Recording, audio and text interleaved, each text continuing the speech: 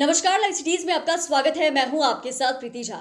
VIP supremo Mukesh Sahni के पिता जीतन सहनी की निर्मम हत्या कर दी गई। जी हां, आपको बता दें तो खून से लथपथ पड़े हुए थे। उनके शव जो दिखे हैं वो देखने लायक नहीं थे, क्योंकि जिन्होंने उनके ऊपर वार किया है, जिसने भी वार किया है, धारदार हथियार से किया है और एक बार दो बार नहीं बल्कि कई बार उनके ऊपर हमला किया गया है। और उनकी जो तस्वीर सामने आई वो लोगों के पास देखने लायक भी नहीं थे। लेकिन इस हत्याकांड में अब तक क्या कुछ हुआ है उसके बारे में हम आपको जानकारी देंगे कि अधिकारी जो है वो क्या कुछ बताते हुए नजर आ रहे हैं, वो हम आपको बताएंगे। और किस तरीके से जांच जो है कितनी तेजी से आगे बढ़ती हुई नजर आ रही है, वो तमाम चीजों को लेकर जानकारी देंगे। और इस पर सियासत भी खूब हो रही है, वो भी हम आपको बताएंगे। आपको बता दें तो जीतन सहनी जो है वो गांव में अकेले ही रहते थे। उनके साथ दो नौकर और एक ड्राइवर जो है वो रहते थे। नौकर रोजाना की तरह सुबह शाम का खाना बनाकर चला गया था और रात का खाना खाकर जीतन सहनी जो है अपने बिछावन पर गए थे और सो गए थे। और सुबह में इस तरीके से तस्वीर जो है वो निकल कर सामने आती है। उनके जो शव है वो खून से लथपथ दिखे थे।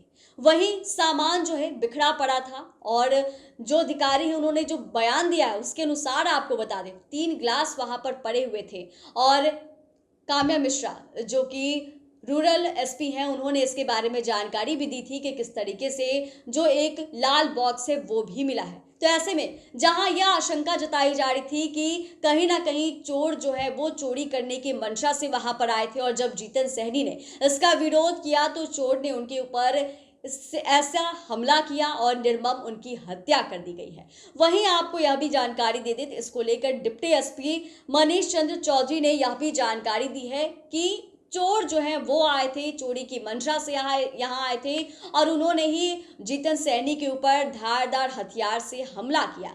वहीं इसको लेकर एडीजी जेएस गंगवार ने भी जानकारी दी है। देखिए, जांच प्रक्रिया काफी तेजी से आगे चल रही है और एक के बाद एक अधिकारी जो है इस पर अपनी प्रतिक्रिया देते हुए नजर आ रहे हैं। और इसको लेकर एडीजी जेएस गंगवार ने जानकारी दी है और बताया है कि अभी इस पर कुछ भी कहना गलत होगा, क्योंकि ये काफी संवेदनशील मामला है। और उन्होंने इसके बारे में यह भी कहा है कि चाहे वो फॉरेंसिक टीम ही क्यों ना हो जाए, यहाँ से डीआईजी ही क्यों ना हो जाए, एसएसपी ही क्यों ना हो जाए, सभी दरभंगा के लिए रवाना हो गए हैं और सभी दरभंगा पहुंचेंगे। डॉग स्क्वाड की जो टीम है वो दरभंगा के लिए रवाना हो गए हैं, वो वहां पर पहुंचेंगे और तमाम जो सबूत मिलेंगे उसके अनुसार ही सारे कामकाज जो है वो किया जाएगा। लेकिन इसको लेके एडीजी जेएस गंगवार ने यह भी बताया है, जानकारी दी है कि जो भी अपराधी होगा उसे कड़ी से कड़ी सजा जो है वो दी जाएगी, उसके ऊपर कार्रवाई की जाएगी।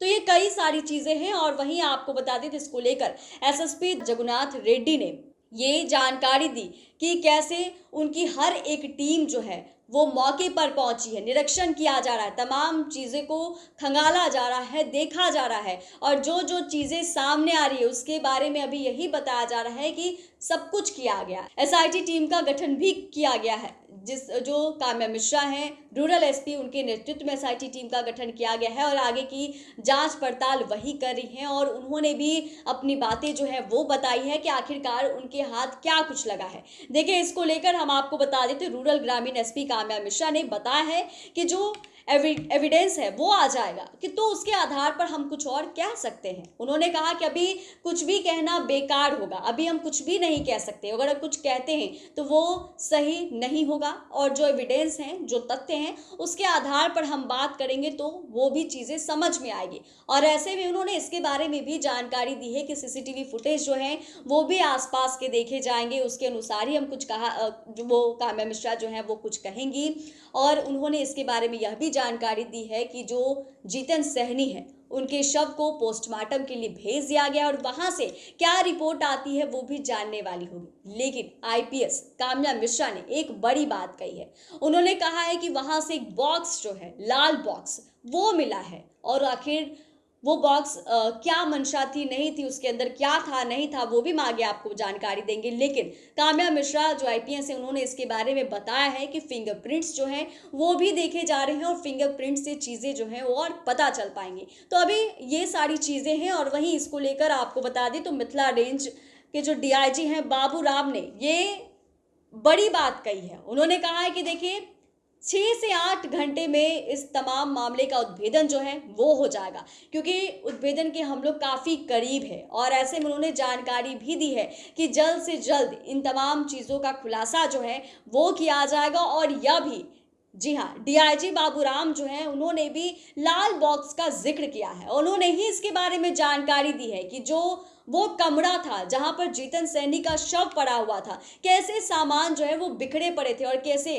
वहां पे 3 ग्लास जो है वो रखे हुए थे। लेकिन इसके पीछे समझने वाली बात यह होगी कि डीआईजी हैं, आखिरकार उन्होंने उस 3 ग्लास का जिक्र क्यों किया, क्योंकि अधिकारी अगर किसी बात को लेकर चीजें अपनी बताते हैं तो उसमें उनकी कोई ना कोई चीजें जो है वो छुपी हुई जरूर होती है। जिक्र उन्होंने किया है तो इसके पीछे वजह भी जरूर होगी और जो सामान है बिखरे पड़े उसके बारे में भी उन्होंने जानकारी दी है। और डीआईजी बाबूराम ने यह भी कहा था कि लाल बॉक्स जो है वो मिला है और लाल बॉक्स में कई सारे कागजात जो हैं, जरूरी डॉक्यूमेंट्स जो हैं वो थे। तो ऐसे में आप समझ रहे हैं कि 2 पहलू हैं, जहां डीआईजी से ये पूछा गया कि क्या लगता है हत्या करने की मंशा से यहाँ पर अपराधी जो है वो आए थे या फिर कोई चोर यहाँ पर आया था। तो इसको लेकर डीआईजी ने यही जानकारी दी है कि हर एक पहलू है, अभी कुछ भी कहना गलत होगा और हर पहलू से हम लोग जांच पड़ताल कर रहे हैं। और इसके बारे में डीआईजी ने यह भी बताया है कि किस तरीके से इस मामले का उद्भेदन जो है वो जल्द से जल्द कर लिया जाएगा।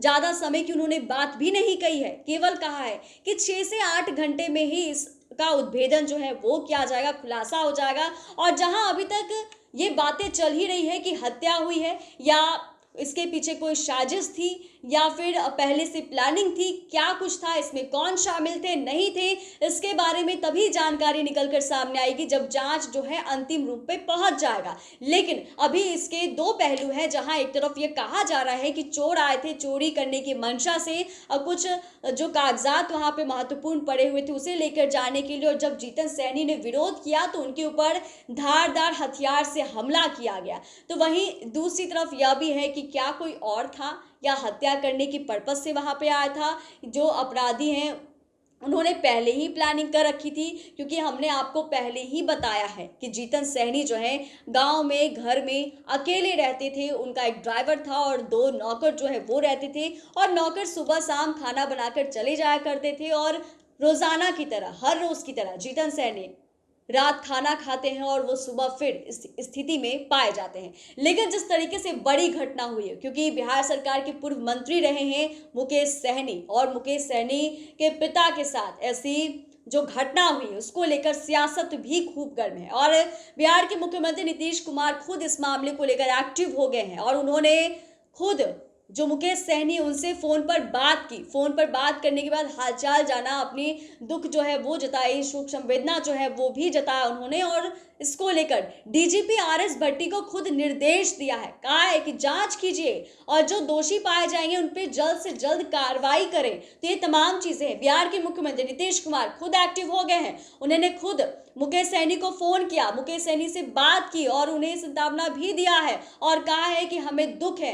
तो ऐसे में ये तमाम चीजें हैं। और दूसरी तरफ हम आपको बता देते हैं विपक्ष जो है वो इस सरकार पर यानी कि एनडीए सरकार पर हमलावर भी है, जहां एक तरफ पप्पू यादव जो है यह कहते हुए भी नजर आए हैं कि अब बिहार के मुख्यमंत्री नीतीश कुमार जी का जो सुशासन सरकार था वो नहीं रहा। और इस पर केंद्रीय मंत्री जीतन मांझी, चिराग पासवान ने भी दुख जताया है। जीतन मांझी तो यह तक कह दिए हैं कि मैं स्तब्ध हूं और बिहार सरकार से उन्होंने बड़ी मांग भी की थी कि जल्द से जल्द इस पर कार्रवाई हो और जो भी आरोपी है उसे गिरफ्तार किया जाए और कड़ी से कड़ी सजा जो है वो दी जाए। अब तक आप यही समझ पाए हैं कि मुकेश सहनी के पिता हत्याकांड में क्या कुछ हुआ है और अधिकारी अब तक क्या कुछ कह रहे हैं। एडीजी ने भी प्रेस कॉन्फ्रेंस किया, जेएस गंगवार जी ने प्रेस कॉन्फ्रेंस किया और तमाम चीजों को लेकर उन्होंने जानकारी दी है। और आगे जो डीआईजी ने कहा है कि 6 से 8 घंटे में इस मामले का खुलासा हो जाएगा, उद्भेदन हो जाएगा। तो क्या कुछ होता है देखने वाली बात होगी। चैनल को सब्सक्राइब करें, फेसबुक पेज को लाइक करें। धन्यवाद।